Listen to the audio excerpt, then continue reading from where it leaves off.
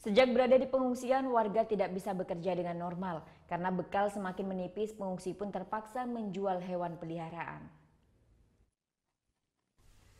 Sejak Gunung Agung berstatus awas, praktis warga yang dievakuasi tidak bisa melakukan aktivitas ataupun bekerja dengan normal. Komang Artana, pengungsi yang berasal dari desa Sibutan Karangasem ini pun harus memutar otak agar bisa bertahan di pengungsian. Terlebih, setelah beberapa hari tinggal di posko bencana, bekal yang dimiliki semakin menipis.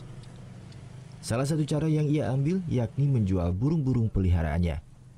Ia berjualan dan memamerkan hewan peliharaannya di depan pasar Klungkung sembari berharap pembeli akan tertarik. Komang Artana adalah salah satu pengungsi yang desanya berjarak 10 km dari Gunung Agung. Aduh, bekalnya udah habis sekarang. Menipis soalnya.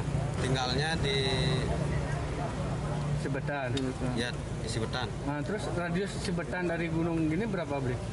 Radiusnya hampir 10 km. Burung-burung ini pun dijual setengah harga dari harga pasaran. Salah seorang pembeli mengaku ikut membantu agar pengungsi ini bisa bertahan. Pasaran ya murah, pasaran paling enggak kalau yang itu masih 1 juta. Kalau tadi berapa dikasih sama gini? 500. Hingga Rabu sore, aktivitas Gunung Agung masih belum menunjukkan akan erupsi. Warga di sekitaran gunung terus diupayakan untuk terus dievakuasi. Tim Liputan melaporkan untuk NET.